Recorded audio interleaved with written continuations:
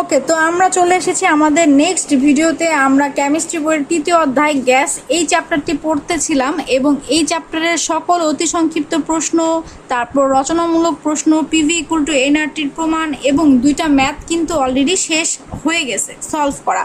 তো এখন আমরা এই ভিডিওতে এই সংক্ষিপ্ত প্রশ্ন তিনটা নিয়ে আলোচনা করার চেষ্টা করব এবং তার মধ্যে সবথেকে ইম্পর্টেন্ট যেটা 3 নাম্বার এখানকার, সেটা বলেছে যে চার্লসের সূত্র হতে দেখাও যে পরম শূন্য তাপমাত্রায় সকল গ্যাসের আয়তন শূন্য হয়ে যায়। এই প্রশ্নটা নিয়ে আলোচনা করব। আমি একটুখানি অ্যাড করে রাখি যে এই প্রশ্নটা শুধুমাত্র সংক্ষিপ্ত প্রশ্নতে না, কখনো কখনো এই প্রশ্নটাকে হুটহাট করে রচনামূলক সেকশনও দেখা যায়। ঠিক আছে, এটা সংক্ষিপ্ত তো আসে, আবার কখনো কখনো কোশ্চেনে যখন একটু ইজি হয় তখন এই কোশ্চেনটা কিন্তু রচনামূলক প্রশ্নেও চলে আসে। তো আমাদের এই কোশ্চেনটার একটু প্রিপারেশনটা ভালো রাখা লাগবে।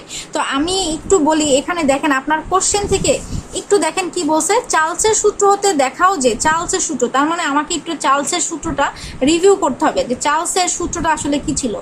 এই সূত্র থেকে আমাকে কি দেখাতে হবে, পরম শূন্য তাপমাত্রা। তাহলে আমি একটু দেখে নিব যে পরম শূন্য তাপমাত্রাটা আবার কি। ঠিক আছে, এটা আমরা অলরেডি দেখে এসেছি, এই জিনিসটা একটুখানি জেনে আসবো। তো চার্লসের সূত্র থেকে আমাকে দেখাইতে হবে এই পরম শূন্য তাপমাত্রায় একটা গ্যাসের যে আয়তন আছে সেই আয়তনটা কি হয়ে যাবে, 0 হয়ে যাবে। ঠিক আছে, তো আমি আর কোনো কথা বাড়াবো না, টাইম আমাদের শর্ট, গল্প করার কোনো টাইম নেই, ডিরেক্ট আমি চলে যাব এই ব্যাপারটাতে। তার আগে আমি যেটা বললাম, প্রথম টপিকটা আমি চার্লসের সূত্রটা একটু আপনাদেরকে দেখাবো। তো চার্লসের সূত্রটা আপনার ছিল এরকম যে ভি সমানুপাতিক টি, যদি একটা, এটা আমরা অলরেডি পিভি ইকুয়াল টু এনআরটিতে কিন্তু পড়ে এসেছি যে যদি একটা সিস্টেমের পিভি ইকুয়াল টু এনআরটির মধ্যে যদি কি থাকে, যদি চাপ, এই চাপ এবং এই মোল সংখ্যা, গ্যাসের মোল সংখ্যা এবং চাপ যদি কি থাকে, কনস্ট্যান্ট বা ধ্রুবক কিংবা স্থির থাকে, তাহলে ভি এবং টি সমানুপাতিক হারে পরিবর্তিত হয়। আর তো কোনো কনস্ট্যান্ট, এটার তো কোনো আসলে চিন্তা ভাবনা করার কোনো প্রয়োজন নেই, এটা সারা জীবন চুপচাপ বসে থাকে, এটা কনস্ট্যান্ট। তাহলে এখানে আমাদের চার্লস আঙ্কেল বলছিল স্থির চাপে চাপ স্থির থাকলে স্থির চাপে নির্দিষ্ট ভরের কোনো একটি গ্যাসের আয়তন এর পরম তাপমাত্রার সমানুপাতিক হবে, অর্থাৎ আয়তন ভি হবে টি এর সমানুপাতিক। এটাই আপনার চার্লসের সূত্র। মাঝখানে এগুলোই বলা হচ্ছে যে চাপ এবং মোল সংখ্যা যদি ধ্রুবক থাকে তাহলে আয়তন এবং টেম্পারেচার, এটার সম্পর্কটা ভি সমানুপাতিক টি হবে। এখানে এই যে এন এবং পি কিন্তু স্থির থাকে। এটা আমরা হাজারবার পড়ে এসেছি। কোথায় পড়ে এসেছি পিভি ইকুয়াল টু এনআরটি সমীকরণের প্রতিপাদনে। ঠিক আছে, তো এই গেল আমার চার্লসের সূত্র। তো আমি অলরেডি বলেছিলাম আমাকে জানতে হবে দুইটা জিনিস, নট অনলি চার্লসের সূত্র বাট অলসো আমরা জানবো কি পরম শূন্য তাপমাত্রাটা কি। তো পরম শূন্য তাপমাত্রাটা আপনাদের জন্য কি ছিল, সেটা ছিল -273°C তাপমাত্রাকে পরম শূন্য তাপমাত্রা বলে। ঠিক আছে, এটা -273°C তাপমাত্রা।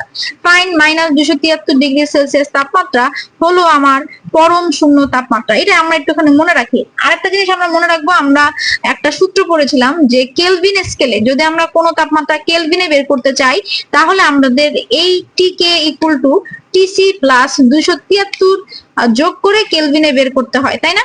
আমাকে কেলভিনে আনতে হলে সেলসিয়াসে যে মানটা আছে সেই মানের সাথে 273 অবশ্যই যোগ করতে হবে।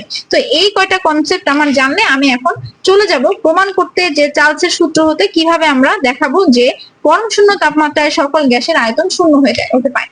তো তো তো এই যে আমার অ্যান্সারে আমরা কি করব দেখেন, এইখানে যখন উত্তরটা শুরু হয়েছে, এই উত্তরের এইখান থেকে এই পর্যন্ত এক পর্যন্ত না, তার আগের লাইন পর্যন্ত এতখানি জিনিস, এই এতখানি অ্যান্সার কিসের অ্যান্সার, এই আপনার চার্লসের সূত্রের এতখানি। আপনি চার্লসের সূত্র থেকে যা শিখে এসেছেন সেই জিনিসটাই এখানে দেওয়া আছে, কোনো কিছু চেঞ্জ নাই, সেটাই দেওয়া আছে। এই পর্যন্ত আসার পরে আপনি পেয়ে গেছেন ভি সমানুপাতিক টি।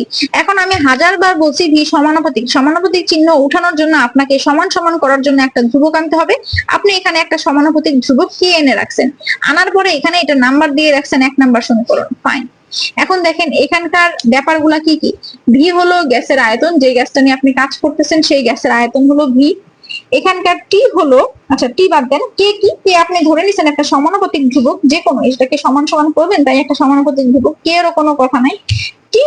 টি আমাদের চার্লস দাদু বলে দিয়েছিল যে এই টিটাকে দেখেন কেলভিন স্কেলের তাপমাত্রা, তার মানে টি কে আমাকে অবশ্যই কি করতে হবে, কেলভিনে আনতে হবে।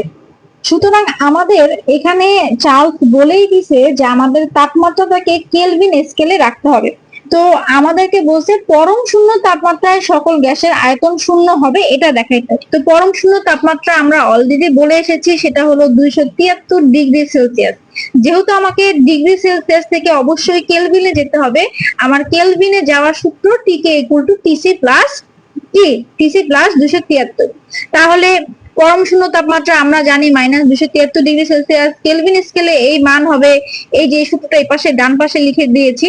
তো এখান থেকে আপনারা কি করবেন, টিকে মান বের করার জন্য টিসির মান আমার -273 এবং প্লাস 273 সূত্রে প্লাস 273 করলে আমাদের কেলভিনে -273 ডিগ্রি সেলসিয়াসের মান আসবে, প্লাস মাইনাস কাটা 0 কেলভিন। আমার কাজ এখানেই শেষ। এখন পরে আমরা কি করব, এই 0 কেলভিন যে মান পাইলেন সেটা আপনি 1 নাম্বার সমীকরণে বসাবেন। এই দেখেন 0 কেলভিন এই মান 1 নাম্বার সমীকরণে আমরা বসিয়ে পাই। এখানে v ইকুয়াল টু কেটি তে যদি আমরা মানটা বসাই, টি এর জায়গায় বসাবেন 0, যাই থাকুক গুণন সব হয়ে যাবে 0, আমাদের আয়তন হয়ে যাবে 0। এইভাবে আসলে টোটাল আমাদের পরম শূন্য তাপমাত্রায় সকল গ্যাসের আয়তনটা শূন্য হয়ে যায়। তো আমি আরেকবার বলে দিচ্ছি, একটা সিম্পল একটা কোশ্চেন চার্লসের সূত্র থেকে দেখাতে হবে। এর জন্য আমরা চার্লসের সূত্র বর্ণনা করব, ভি সমানুপাতিক টি পর্যন্ত আসবো। সমানুপাতিক চিহ্ন ওঠানোর জন্য আমরা কে একটা ধ্রুবক নিয়ে আসবো, এদের পরিচয় দিব যে ভি আয়তন, কে সমানুপাতিক ধ্রুবক, টিকে আমাদের চার্লস বলে দিছে কেলভিনে রাখতে হবে, এটা হলো কেলভিন স্কেলে গ্যাসের তাপমাত্রা। আমাদের পরম শূন্য তাপমাত্রা হলো -273 ডিগ্রি সেলসিয়াস। -273 ডিগ্রি সেলসিয়াস থেকে যদি আমরা কেলভিনে আসতে চাই, আমাকে অবশ্যই প্লাস 273 যোগ করতে হবে। প্লাস 273 যোগ করলে আপনি পেয়ে যাবেন 0 কেলভিন, এবং এই 0 কেলভিন যদি আপনি পেয়ে যান, তাহলে সেই মানটা যদি এখানে বসায় দেন তাপমাত্রার জায়গায়, তাহলে কে এর সাথে সাথে গুণন হয়ে আয়তনটা আমার 0 হয়ে যাবে। এই আপনার প্রমাণ, এই আপনার চার্লসের সূত্র থেকে সবকিছুর প্রমাণ হয়ে গেল। তো এই কোশ্চেনটা আপনার সংক্ষিপ্ত প্রশ্নতে আসতে পারে, রচনামূলক প্রশ্ন আসতে পারে। So be prepared for this question and এটাকে কোনোভাবে স্কিপ করার কোনো সুযোগ নেই, ভালোভাবে এইটা পড়ে ফেলান।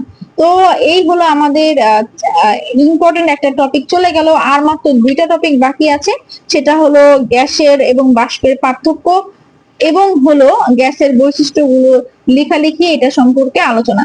তো আমরা এই 2টা টপিক সম্পর্কে আশা করি তাড়াতাড়ি জেনে নিব। ততক্ষণ পর্যন্ত আমরা ভালো থাকবো, সুস্থ থাকবো, কেমিস্ট্রি পড়তে থাকবো।